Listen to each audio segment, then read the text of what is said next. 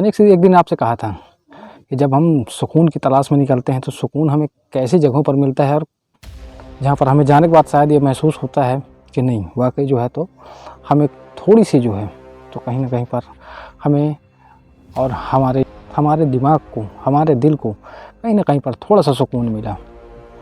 ऐसी कुछ विशेषताओं के साथ जो है तो हम कुछ स्टोरियाँ जो आपके सामने लेकर के आते रहते हैं, उन्हीं में से जो है तो एक स्टोरी जो है मैं आज आपके सामने फिर लेकर के आ रहा हूँ।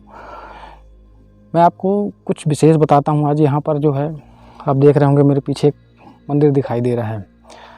ये मंदिर विश्वनाथ मंदिर के नाम से जो है तो जाना जाता है।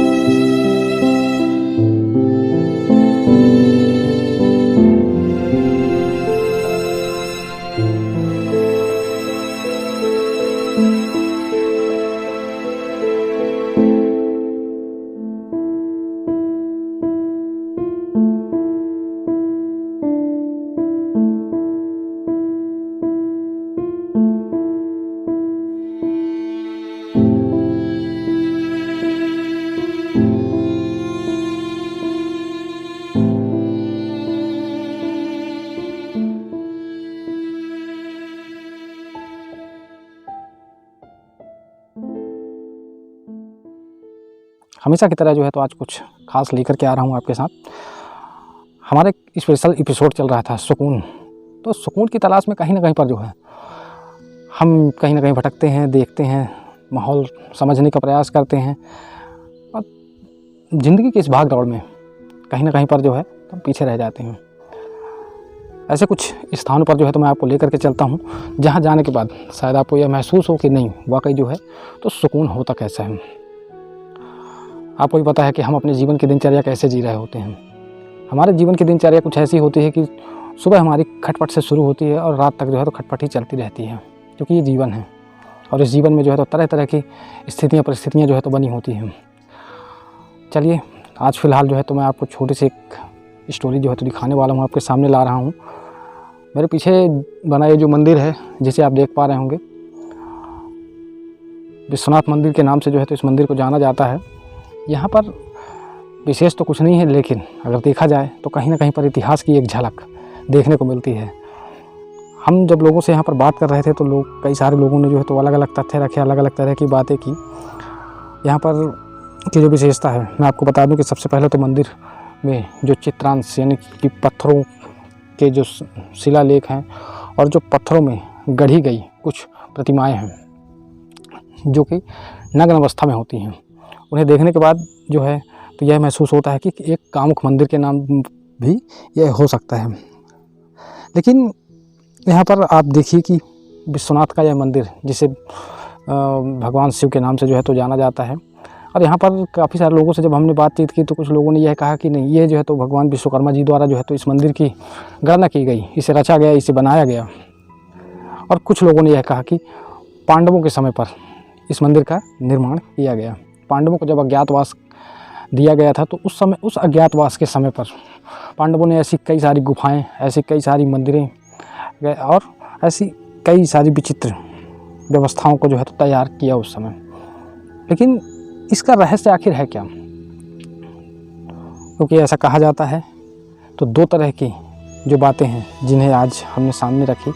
कुछ लोगों ने यह कहा, मैंने पहले भी बताया आपको कि कुछ लोगों ने यह कहा कि ये मंदिर जो है विश्वनाथ जी का यानी कि भगवान शिव का मंदिर है। कुछ लोगों ने कहा पांडवों ने बनाया, तो कुछ लोगों ने कहा प्राचीन काल के समय से इसकी कोई जानकारी नहीं है। कुछ लोगों ने यह कहा कि भगवान विश्वकर्मा की देन है। लेकिन यहाँ पर कुछ और भी लोगों से जब हमने जानकारियाँ ली तो उन्होंने यह बताया कि ये मंदिर जो है तो कहीं ना कहीं पर अज्ञातवास के दौरान पांडवों के द्वारा ही बनवाई गई थी, जिसे भगवान विश्वकर्मा ने ही रचा था। अब सवाल यहाँ पर ख़त्म नहीं होते और ना ही जवाब ख़त्म होता, क्योंकि ऐसी छोटी मोटी कहानियाँ जो हैं तो मैं आपके सामने लेकर के आता रहूँगा। फ़िलहाल जो है तो अभी मंदिर के दर्शन करिए, और मंदिर के दर्शन करने के साथ जो है आप इस स्टोरी का जो है तो मज़ा लीजिए। यहाँ पर कुछ खास तो नहीं, लेकिन कहीं ना कहीं पर यह देखा जा रहा है कि प्रकृति की एक अनूठी पहल और एक प्राकृतिक पर्यावरण का एक अच्छा खासा दृश्य जो है तो यहाँ पर देखने को मिलता है। चारों तरफ जो है तो हमारे हरियाली होती है, और उस हरियाली के साथ जो है यहाँ पर काफ़ी मनमोहक दृश्य होते हैं। पहाड़ हैं, पर्वत, बहुत सारी जो है तो पेड़ पौधे हैं, घना जंगल होता है। अब इन घने जंगलों के बीच में एक मंदिर जिसे मैं आज आपके सामने दिखा ही रहा हूँ। चलिए आगे की ओर चलते हैं और यहाँ पर के पूरे मंदिर के आकार को देखते हैं कि आखिर यहाँ पर का मंदिर क्या कह रहा है, आखिर ऐसा क्या इतिहास है। एक बात और, ऐसा कुछ लोगों का मानना है, कुछ लोगों का कहना है कि हमारे मध्य प्रदेश में हर 10 किलोमीटर पर कहीं ना कहीं पर इतिहास की कुछ व्यथाएं, कुछ गहराइयाँ जो है तो छिपी हुई हैं। और हमारा प्रयास ये होगा कि हम उस सारे इतिहास को जो है तो निकाल करके सामने लाएं, क्योंकि अभी तक हमारा जो सफ़र था एक रोमांचक सफ़र था। उस रोमांचक सफ़र में हमने यह देखा कि हर एक स्थान पर कुछ न कुछ विशेषताएं होती हैं। जैसे इस मंदिर का जो निर्माण है वो पूरा पत्थरों का है।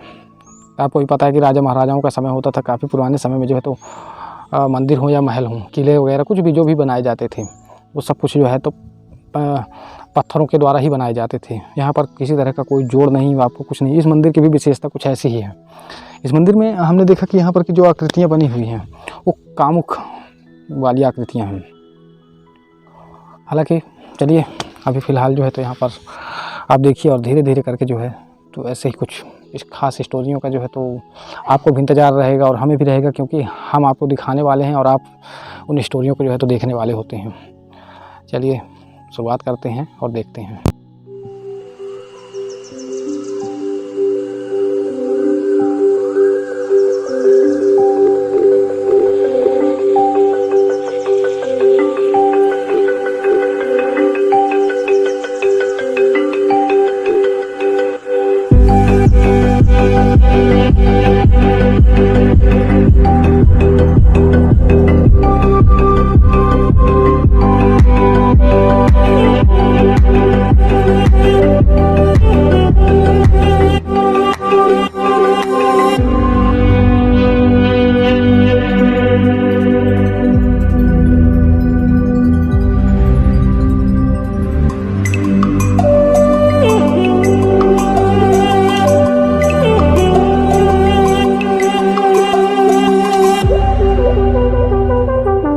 यहाँ भोलेनाथ विराजमान हैं, और आज से बहुत पहले हमारे बाबा के बाबा यहाँ फॉरेस्ट गार्ड थे, और जब वो जंगल में घूम रहे थे तो उनको एक आदमी मिला और बोला कि यहाँ शंकर जी का वो है, तो यहाँ मंदिर का निर्माण कराना है, और इस बात को आपको किसी को नहीं बतलाना है। अगर ये बात खुल जाएगी तो ठीक न रहेगा। इसके बाद उन्होंने कुछ दिन तक तो बात छुपाई, उसके बाद बात को उजागर कर दिया और उनकी मृत्यु उसी समय हो गई। और जब लोग यहाँ आए कि मंदिर कहाँ है, कहाँ भगवान बैठे हैं, तो यहाँ देखे कि रात में मंदिर पूरा निर्माण हो चुका था, और ये मंदिर विश्वकर्मा जी द्वारा निर्मित कराया गया था।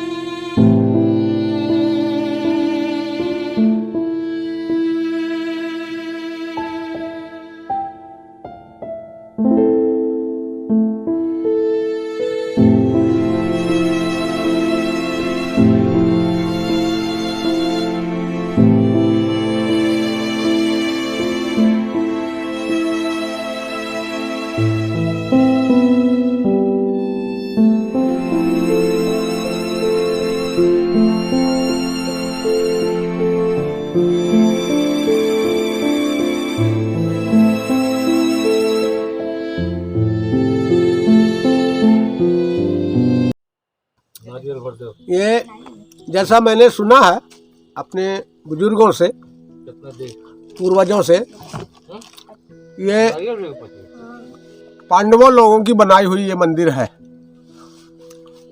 महाभारत के युग के टाइम की। और पांडवों के भाइयों में जो भी विवाद था, महाभारत हुआ था, उनको अज्ञातवास हुआ था। उस अज्ञातवास के कारण पांडव लोग छुपते इधर भी आए थे कभी, और ये मंदिर का निर्माण किए थे। कृष्ण युग का मान लीजिए, पांडव के टाइम पे, महाभारत के टाइम पे, कितनी जानकारी है।